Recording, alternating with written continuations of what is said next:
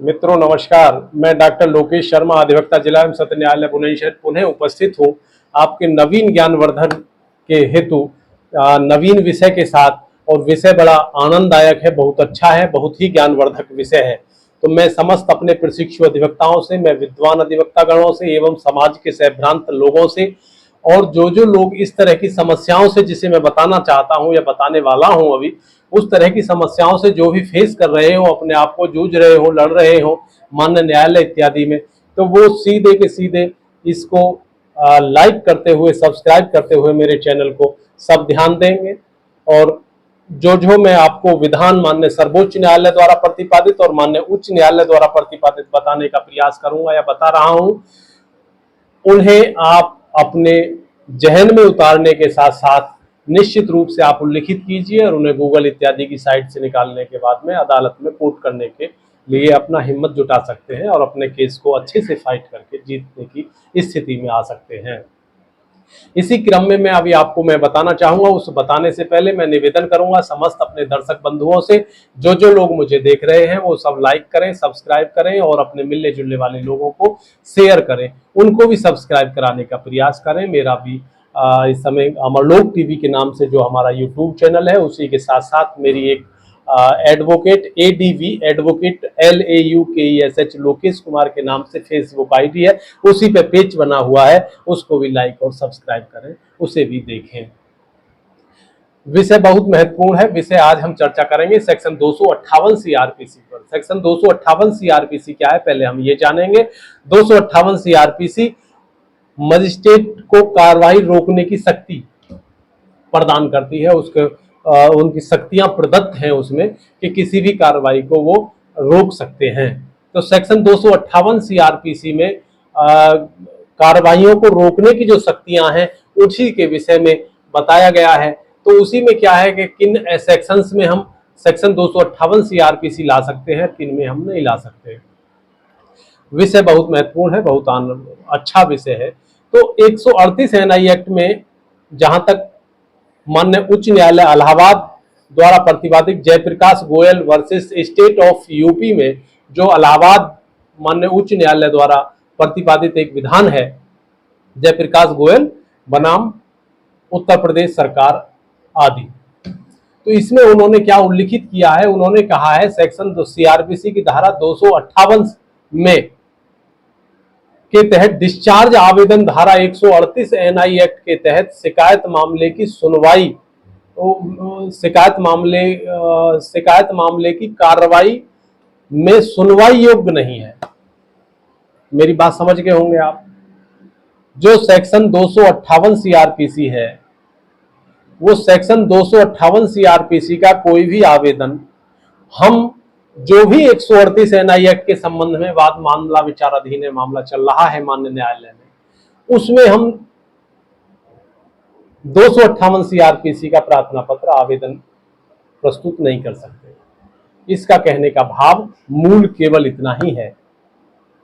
तो 138 NI act में हम नहीं कर सकते, इसके पीछे जो वैधानिक गतिविधियों को उल्लिखित किया है ना करने के पीछे, वो माननीय उच्च न्यायालय इलाहाबाद ने जयप्रकाश गोयल बनाम उत्तर प्रदेश राज्य एवं अन्य में किया हुआ है। उसकी रूलिंग को आप निकाल सकते हैं। यदि कोई इस तरह का केस मेरे विद्वान अधिवक्ता, मेरे किसी भी अधिवक्ता साथी या मेरे किसी भी समाज के सहभ्रांत लोग या मेरे दर्शक बंधु के सामने यदि ऐसा कोई आता है मामला कि कोई व्यक्ति सेक्शन 258 CRPC प्रार्थना पत्र प्रस्तुत करे डिस्चार्ज के लिए, तो उसको डिस्चार्ज नहीं, उस सुनवाई योग्य ही नहीं है।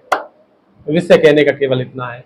इसी क्रम में इसी को कोट करते हुए और इसी के सापेक्ष जो ये विधान माननीय उच्च न्यायालय इलाहाबाद द्वारा प्रतिपादित हुआ, इसी के पीछे यदि हम चले जाएं तो माननीय सर्वोच्च न्यायालय द्वारा प्रतिपादित 3 विधान ऐसे हैं। कितने विधान हैं? 3 विधान है ऐसे। 3 विधान कौन कौन से हैं? सबसे पहला है अदालत प्रसाद वर्सेस रूपलाल जिंदल आदि। अदालत प्रसाद बनाम रूपलाल जिंदल आदि। इसमें भी यही साफ स्पष्ट उल्लिखित किया गया है कि सेक्शन 138 CRPC में जहां विचाराधीन वाद है, उसमें सेक्शन 258 CRPC की प्रक्रिया या 258 के तहत दिया गया कोई भी आवेदन सुनवाई योग्य नहीं है, उस कार्रवाई में कोई सुनवाई योग्य नहीं है। इसी के प्रकार से सुप्रीम कोर्ट का एक सेकंड विधान है, सेकंड रूलिंग है उनका, सुब्रमण्यम सेथुराम बनाम स्टेट ऑफ महाराष्ट्र एवं आदि अन्य, समझ गए होंगे, सुब्रमण्यम सेथुराम बनाम स्टेट ऑफ महाराष्ट्र एवं अन्य। इसमें भी साफ सुस्पष्ट उल्लिखित इसी तथ्य को किया गया है, इन्हीं प्रकार के तथ्यों को।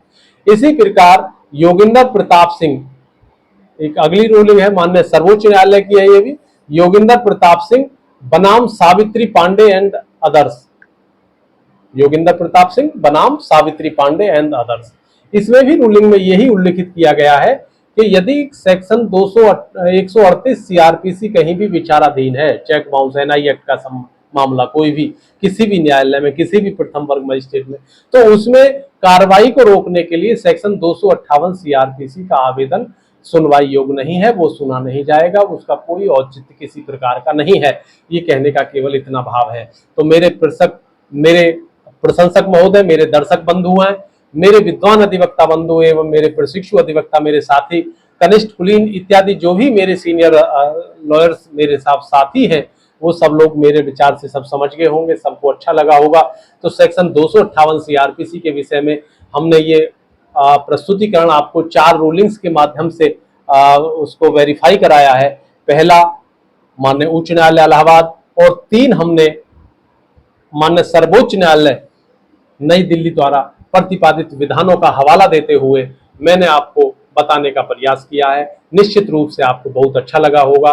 तो मैं पुनः आपसे गुजारिश करता हूं, इसके बाद भी यदि किसी को कोई आवश्यकता है, मेरे भाई को, मेरे बंधु को, मेरे मित्र को, किसी भी प्रकार से, वो मेरा मोबाइल नंबर 9627374757 पर संवाद करके शाम को 5 बजे से रात्रि 9 बजे तक अपनी समस्या का समाधान ले सकता है। मैं पूरा कोशिश करूंगा मैं उसकी समस्या का निराकरण कर सकूं। पूरी शिद्दत के साथ, पूरे आत्मीयता के साथ मैं उसकी समस्या का निराकरण करने का पूरा प्रयास करूंगा। इन्हीं शब्दों के साथ मैं अब आपसे लेता हूं विदाई। एक संदेश मेरा, गर्मी अधिक है, गर्मी से बचाव रखें, सर पे कपड़ा रखें, ज्यादा फैशनेबल स्थिति में नहीं आए, ये शरीर को नुकसानदायक स्थिति में ले जा सकती है। तो इस गर्मी से बचें, लिक्विड का, पेय पदार्थों का प्रयोग करते रहें, स्वस्थ रहें, आनंद में रहें। स्वस्थता के साथ साथ अदालत में तुम्हारी कार्रवाई अच्छी होगी, अदालत में तुम्हारे वादकारी जो भी आएंगे वो भी सब आपके परिश्रम से प्रभावित होंगे और आनंद में होकर के नवीन आप पे वादकारी नए नए आएंगे। तो इन्हीं कामना के साथ मैं पुनः आपसे लेता हूं विदाई। कल पुनः मुलाकात होगी एक नवीन बिंदु के साथ। कल तक के लिए करता हूं आपसे नमस्कार।